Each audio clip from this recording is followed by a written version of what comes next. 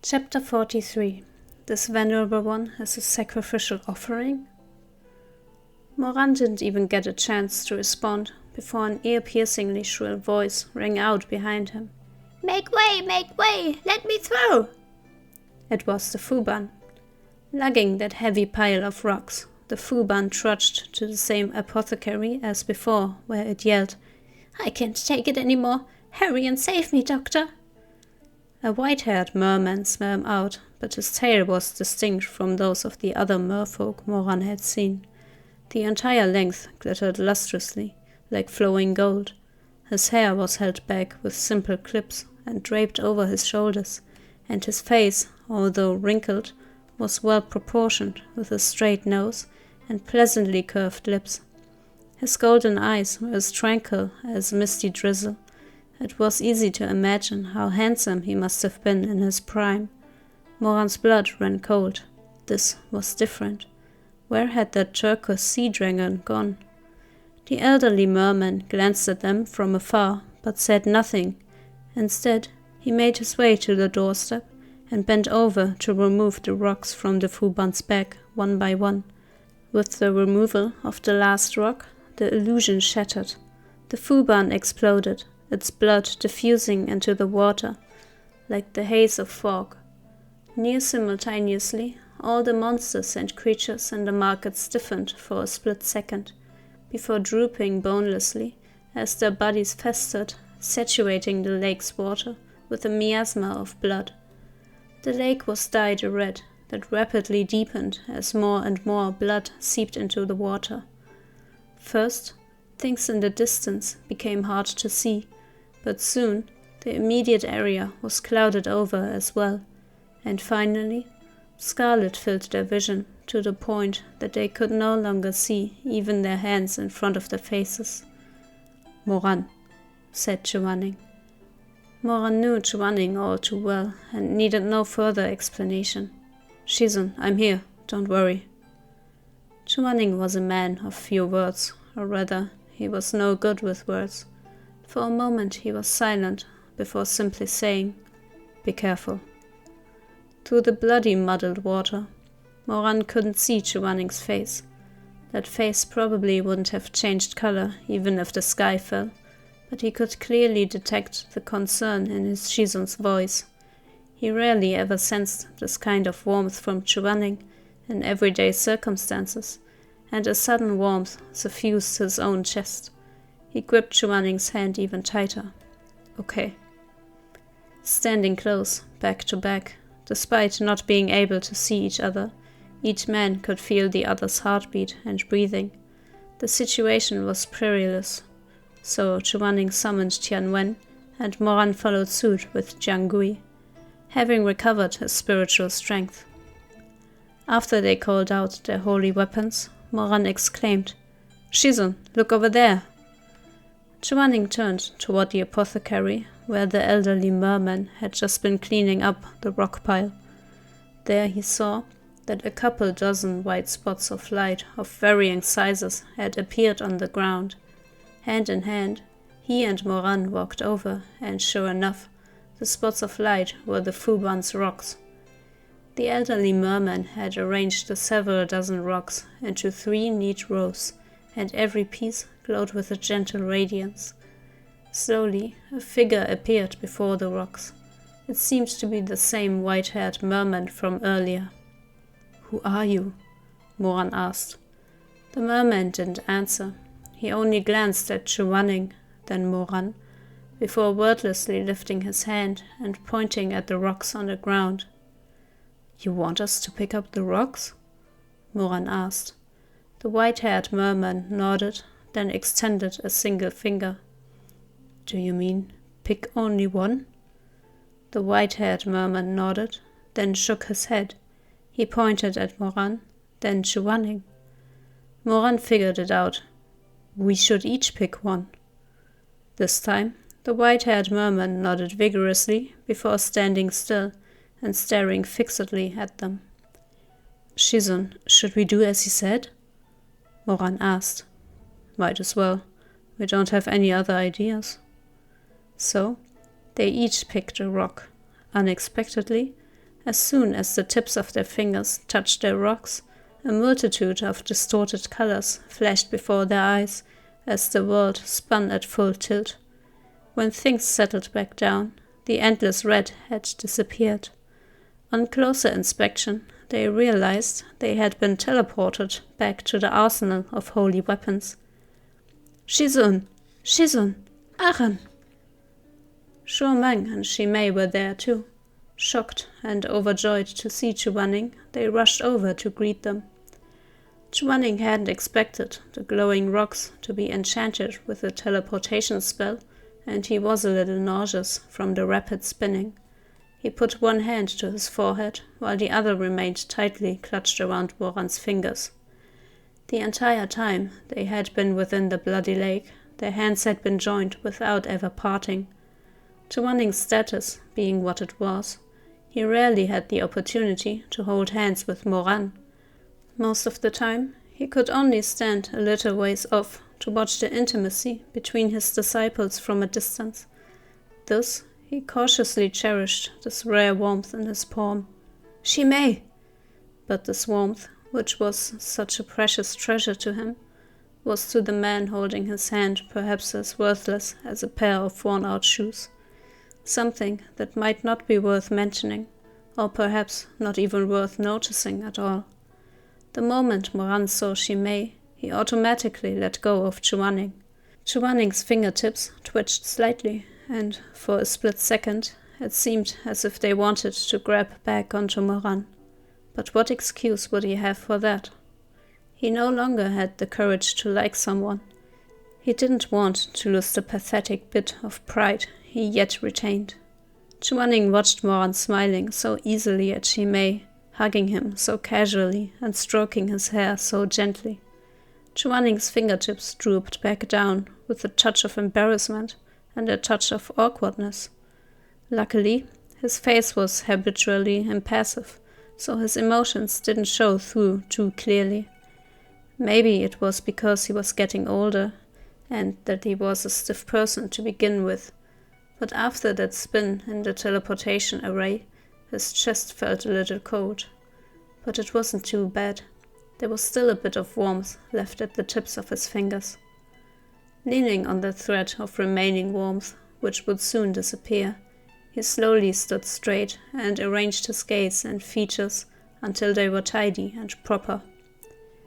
Shizun, are you feeling okay? Your face is so pale. Wanning nodded at Meng. I'm fine. He paused for a moment, then asked, were you two also teleported here by that merman? Before Meng had a chance to respond, there came a burst of burbling sounds. Wanning turned to see something emerge from the boiling hot crucible pool with a splash, a badly mutilated face, followed by the rest of an equally disfigured person.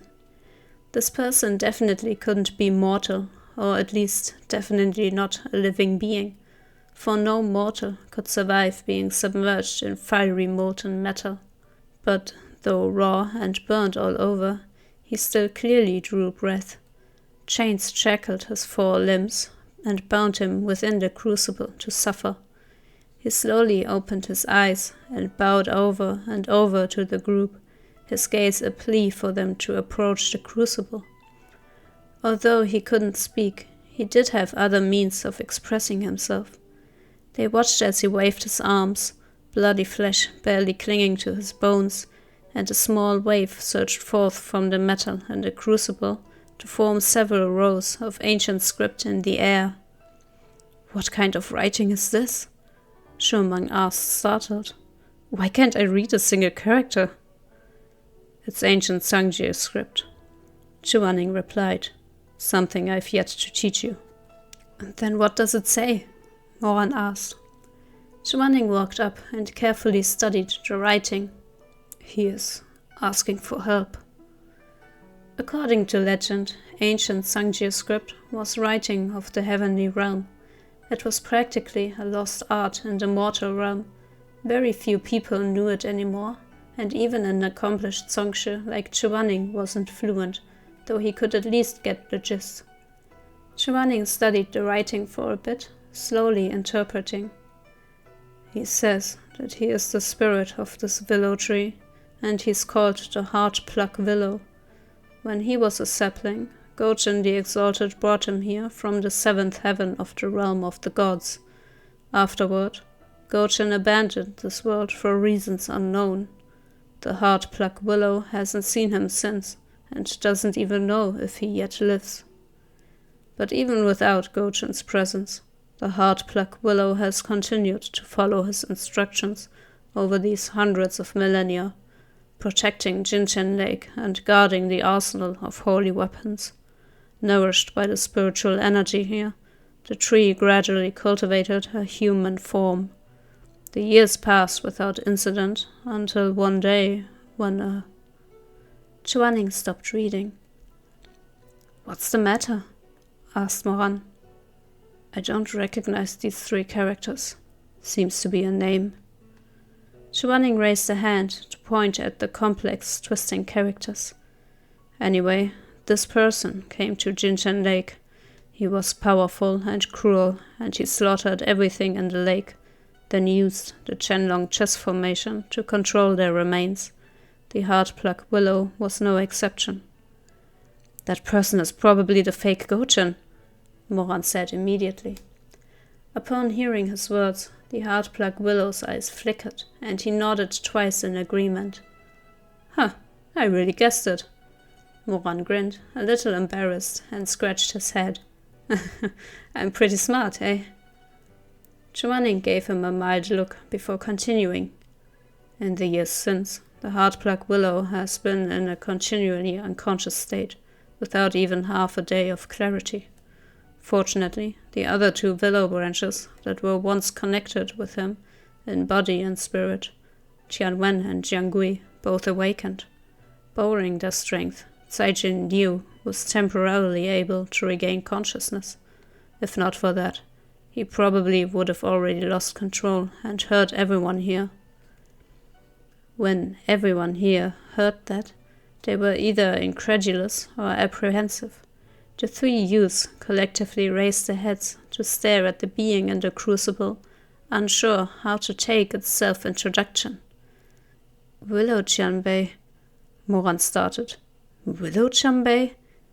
Meng interrupted. "Well, what else am I supposed to call him? Pluck Jianbei?" Moran glared at Meng before continuing. "I'm gonna say something you probably won't like, but there seem to be some holes in your story." Though the Heart-Pluck Willow couldn't speak, he could understand spoken words. He turned to face Moran. "You initially said you were under the fake Gouchen's control," said Moran. "But then you said you regained your consciousness under the influence of Tianwen and Jiangui's awakening. But the fake Gouchen was the one who gave me Jiangui. How could he not have known the consequences of doing that?" The Heart-Pluck Willow shook his head, and the characters in front of Wanning changed. "I am of the realm of gods." Wanning read for him. "He knows little about me, and is unaware that the holy weapons can affect my consciousness. In his pursuit of the three forbidden techniques, he needs to draw upon my power, but my lifespan is coming to its end, and he has been frantically looking for a way to extend my life. However, I sincerely do not wish to continue living. Death would be far preferable to helping this villain. It's only that I am under his control and cannot act of my own free will." Wanning paused to think aloud. That must be why the fake Gouchen brought Moran here. Moran is a spiritual essence of wood, so the fake must be planning to combine his spiritual power with that of Jiangui, which he'll offer as a sacrifice to you. The Heart-Pluck Willow nodded. Moran still didn't quite understand. "But that fake Gouchen said himself that there were two spiritual essences of wood. Shizun is one as well. Why did he only lock me up?" The Heart-Pluck Willow wrote, "The younger the sacrificial offering, the better. When it comes to making an offering to a tree spirit, even more care must be taken. Moreover, the offering must be sated in their appetites and desires, their every need satisfied, and their life must be taken, as they are immersed in an euphoric illusion that satiates their needs. They cannot even be slightly aware. Otherwise, the offering would have lingering regrets, and the resulting resentful energy would accelerate my withering. Upon hearing this, Moran's thoughts snapped back to the fox spirit monster in his cell, the one that had taken on Wanning's appearance. So that had been to sate his desires, like fattening up a pig before the slaughter to make it tastier. That also explained why he had seen Wanning instead of Shimei. He cherished Shimei far too much to defile him. When it came to questions of desire, he did indeed lust after Wanning far more than he did Shimei. The strange look on Moran's face made Wanning assume he was still uneasy. Wanting to reassure him, he asked, "What are you thinking about?" Moran's face turned red. "Nothing." Wanning stared at him blankly for a second before comprehension dawned. He instantly closed his mouth. A while passed before he turned away in a fit of embarrassed rage. Uneasy? This jerk had definitely been thinking about those so-called desires, daydreaming even. Wanning shook out his sleeves in indignant fury and, expression icy, muttered, "Shameless." Moran had nothing to say in his own defense. Good thing Wanning didn't know just who had been satisfying his desires in that illusion, or he'd probably skin Moran alive in a fit of anger. While he was in the midst of his musing, the floor of the arsenal of holy weapons suddenly started to shake. Meng let out a startled yell. "What's happening?"